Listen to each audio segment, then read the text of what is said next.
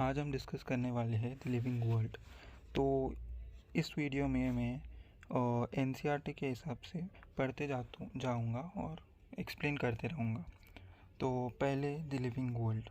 सो पहले basic introduction आता है, like how wonderful is the living world, the wide range of living types is amazing, the extraordinary habitats in which we find living organisms, be it cold mountains, deciduous forests, oceans, freshwater lakes, deserts, or hot springs, leave us speechless. The beauty of a galloping horse, of migrating birds, the valley of flowers, or the attacking shark evokes awe and a deep sense of wonder. The ecological conflict and the cooperation among members of a population and among populations of a community, or even the molecular traffic inside a cell, makes us deeply reflect on what indeed is life. This question has two implicit questions within it. The first is a technical one and seeks answer to what living is as opposed to non-living, and the second is a philosophical one and seeks answer to what the purpose of life is. As scientists, we shall not attempt answering the second question. We will try to reflect on what is living. So this is like ये basic introduction है chapter का. तो we'll move on to the next topic, that is diversity in the living world.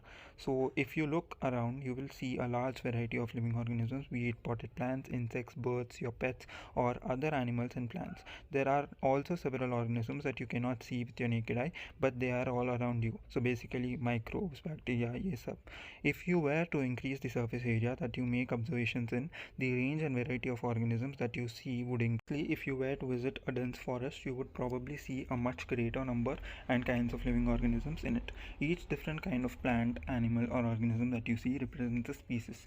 The number of species that are known and described range between 1.7 to 1.8 million. This refers to biodiversity, or the number and the type of organisms present on Earth. We should remember here that as we explore new areas and even old ones, new organisms are continuously being identified. As stated earlier, there are millions of plants and animals in the world. We know the plants and animals in our own area by their local names. These local names would vary from place to place, even within a country. Probably you would recognize the confusion that would be created if we did not find ways and means to talk to each other. To refer to the organism, we are to standardize the naming of living organisms such that particular organism is known by the same name all over the world. This process is called as nomenclature. Obviously, nomenclature or naming is only possible when the organism is described correctly and we know to what organism the name is attached to. This is identification. In order to facilitate the study, number of scientists have established procedures to assign a scientific name to each known organism. This is acceptable to biologists all over the world. For plants, scientific names are based on the agreed principles and criteria which are provided in International Code for Botanical Nomenclature (ICBN). You may ask, how are animals named? Animal taxonomists have evolved International Code of Zoological Nomenclature (ICZN). The scientific names ensure that each organism has only one name. Description of any organism should enable the people in any part of the world to arrive at the same name. They also ensure that such a name has not been used for any other known organism. Biologists follow universally accepted principles to provide scientific names to known organisms. Each name has two components, the generic name and the specific epithet. This system of providing a name with two components is called binomial nomenclature. This naming system was given by Carolus Linnaeus, is being practiced by biologists all over the world. This naming system used a two-word format which is found convenient to many scientists. Let us take the example of mango to understand the way of providing scientific names better. The scientific name of mango is written as Mangifera indica. Let us see how it is a binomial name. In the name, Mangifera represents the genus, while the indica, it is a particular species or specific epithet. Other universal rules of nomenclature are as follows. Biological names are generally in Latin and written in italics. They are Latinized or derived from Latin irrespective of their origin.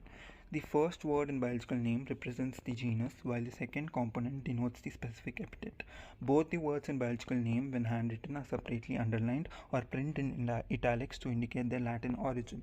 The first word denoting the genus starts with the capital letter, while the specific epithet starts with a small letter. It can be illustrated with the example of Mangifera indica.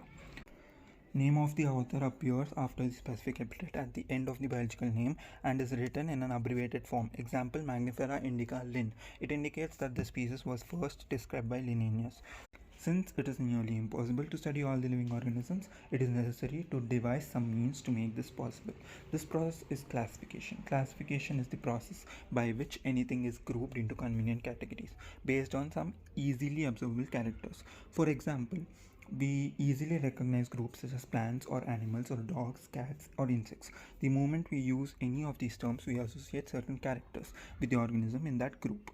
What image do you see when you think of a dog? Obviously, each one of us will see dogs and not cats. Next, hence, based on characteristics, all living organisms can be classified into different taxa. This process is called taxonomy. External and internal structure along with the structure of cell development process and ecological information of organisms are essential and form the basis of modern taxonomic studies. Hence, characterization, identification, classification, nomenclature are the processes that are basic to taxonomy. Taxonomy is not something new. Human beings have always been interested in knowing more and more about various kinds of organisms, particularly with reference to their own use. In early days, human beings needed to find sources for their basic needs of food, clothing, and shelter.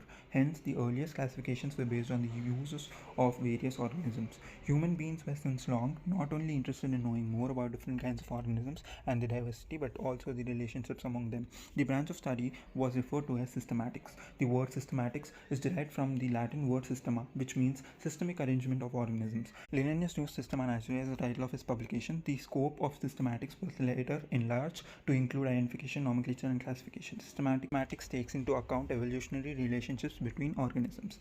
Now, taxonomic categories.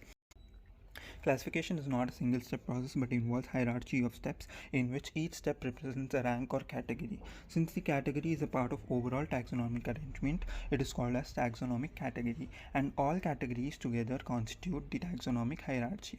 Each category referred to as a unit of classification in fact represents a rank and is commonly termed as taxon. Plural form is taxa. Taxonomic categories and hierarchy can be illustrated by an example. Insects represent a group of organisms sharing common features like three pairs of joint legs. It means insects are recognizable concrete objects which can be classified and thus were given a rank or category. Can you name other such group of organisms? Remember, groups represent category. Category further denotes rank. Each rank or taxon in fact represents a unit of classification. These taxonomic groups categories are distinct biological entities and not merely morphological aggregates. Taxonomical studies of all known organisms have led to a development of common categories such as kingdom, phylum, or division. For plants, class, order, family, genus, and species. All organisms, including those in the plant and animal kingdoms, have species as a novice category. Now, the question you may ask is how to place an organism in various categories. The basic requirement is the knowledge of the characters of an individual or a group of organisms. This helps in identifying similarities and dissimilarities among the individuals of the same kind of organisms as well as of other different kinds of organisms. Now, species. Taxonomic studies considered a group of individual organisms with a fundamental similarities as species. One should be able to distinguish one species from the other closely related species based on the distinct morphological differences. Let us consider Mangifera indica, Solanum tuberosum, and Panthera leo. All the three names indica, tuberosum and leo represent the specific epithets, while the first words Mangifera, Solanum, and Panthera are genera and represent another higher level of taxon or category. Each genus may have one or more than one specific epithets representing different organisms but having morphological similarities. For example, Panthera has another specific epithet called tigris, and Solanum includes species like Nigrum and Melongena. Human beings belong to the species Sapiens, which is grouped in the genus Homo. The scientific name, thus for human beings, is written as Homo sapiens. Now, genus. Genus comprises a group of related species which has more characters in common in comparison to species of other genera. We can say that genera are aggregates of closely related species. For example, the potato and brinjal are two different species, but both belong to a genus Solanum. Lion, Panthera leo, leopard, and tiger, with several common features, are all species of genus Panthera. This genus differs from another genus Felis, which includes cats. Family. The next category, family, has a group of related genera with still less number of similarities as compared to the genus and species. Families are characterized on the basis of both vegetative and reproductive features of the plant species. Among plants, for example, three different genera, Solanum, Pentuna, and Datura, are placed in the family Solanaceae. Among animals, for example, genus Panther comprising lion, tiger, leopard, is put along with genus Felis cats in the family Felidae. Similarly, if you observe the features of a cat and a dog, you will find some similarities and some differences as well. They are separated into two different families, Felidae, Canidae respectively. Next, order. You have seen earlier that categories like species, genus and families are based on the number of similar characters. Generally, order and other higher taxonomy categories are identified based on the aggregates of the characters.